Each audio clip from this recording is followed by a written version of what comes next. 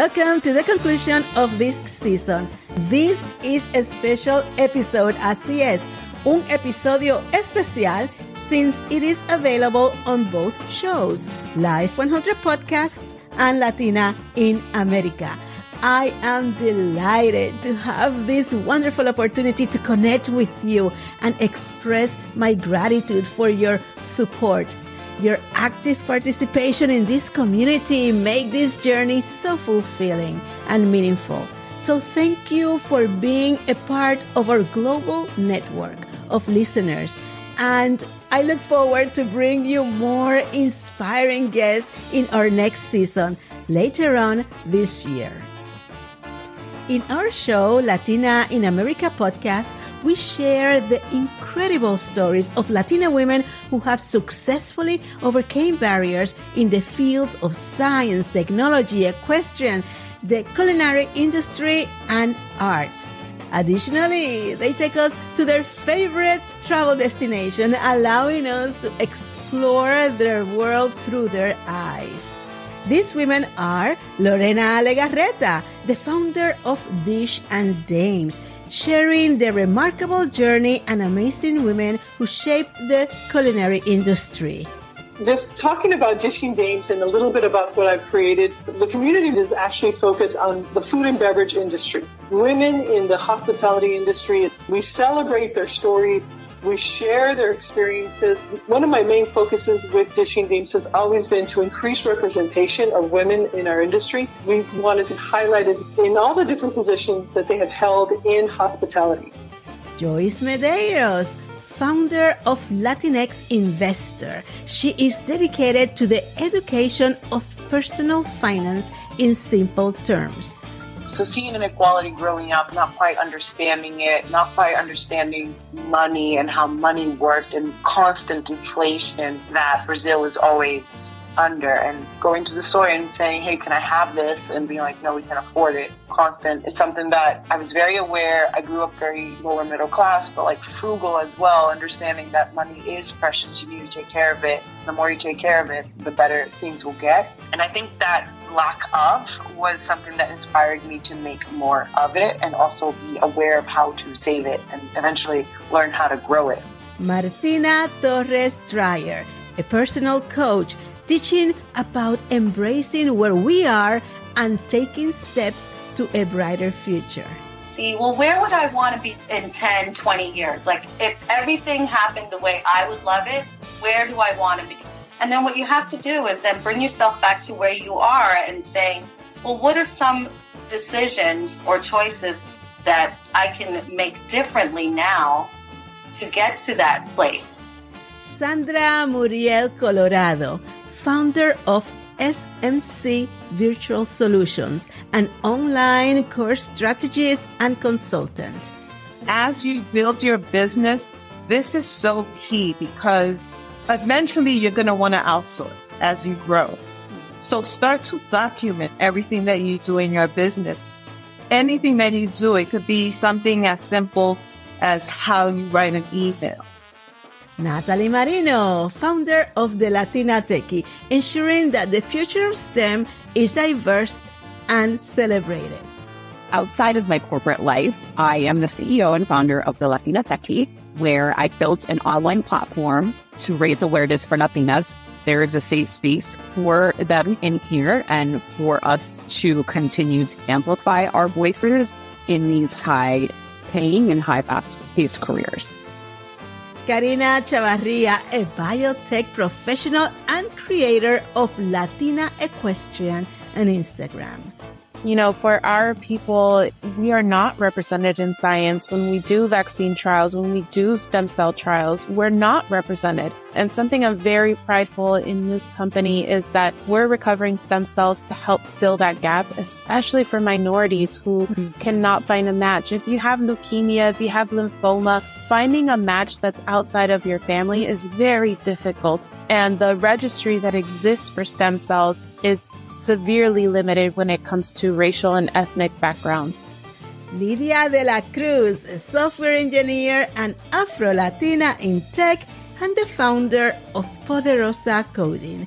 And my experience thus far has been a beautiful journey, and this is why I continue to share with people, because I am the mirror of what they're looking for. I am their reflection of being able to confirm to themselves, like, wow, like Lydia did it. We have same trajectories. We have the same background, maybe same culture, maybe there's something that someone out there can relate to me in any way. And I am just here affirming, like, listen, this is exactly what I did, and you can do it too. I'm not hiding anything. I'm very transparent on how I got here, and you can do it as well. And Jasmine Rodriguez, singer and songwriter, sharing the importance of answering our calling and embracing our individual journey and cultural identity. And so it is work. It is work to maintain that light. It is work to figure out how to shine that light when life is crazy and when, you're scared and all these different things. But you're worth taking the time to really uncover what those fears are, uncover what those things are, and then let your light shine. During our conversations, we uncovered the challenges they have faced and how they overcame cultural biases and even stereotypes. The goal of this show is to offer different blueprints and plans of actions as guide to embrace your own passions and ambitions. Now let's pivot to the other show. In Life 100 podcast, we embark on a journey of exploration and self-discovery. Our conversations with our guests show the power of embracing life to the fullest. Through personal anecdotes and insights, we uncover the importance of seeking purpose and cultivating a positive mindset to live life with a deep sense of fulfillment and purpose. Our guests in the show were absolutely extraordinary. We started with Carissa Engage, who moved to Thailand to attend graduate school. Well, the one in Thailand was specifically an English-speaking scholarship because they're trying to promote more fluency in English in Thailand. So they're really working on getting that up, which is why I had full ride scholarship there. I invite you to listen to her story as she fell in love with the culture, the language, and the breathtaking beauty of the country. It is a testament to the power of stepping outside our comfort zone and embracing new experiences that can shape your life in unexpected ways. Then in November, we had a bilingual celebration of gratitude and hope. And then at the end of the year, we had our Spanish episode. Así es, nuestro episodio en español, available in both podcasts, celebrating the season with the gift of friendship, titled Regalo Navideño para las Amigas. Y ya que estamos en la temporada navideña, donde compartimos regalos y buenos deseos, en la que nos reencontramos con amistades y seres queridos, estamos hablando de un tipo de regalo que nos llena de alegría, y es ese regalo de compartir con amigas. And we continue our journey with an invitation to learn about different cultures in the year 2023, and we follow up with an episode in where we attended for the first time the celebration of the Lunar New Year. There we met Christine and Brian, the founders of Big Fan Art Studio, who provided insights into the significance of the celebration. Chinese New Year for Chinese is just like the Christmas or Thanksgiving for Americans.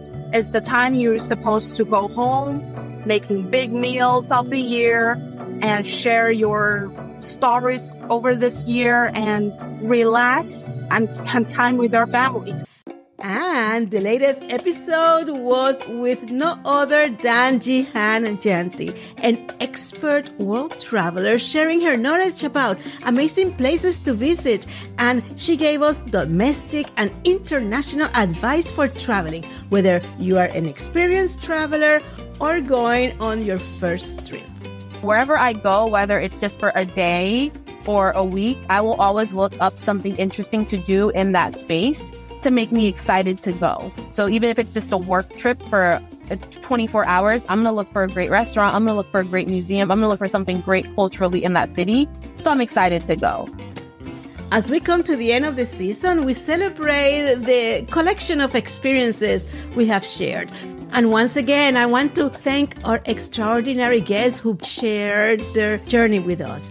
And thank you for being part of this incredible journey. We are excited for the next season, and stay connected with us in Instagram. Until next time, I am Rosie, and like I always say, life is better when we live it at 100.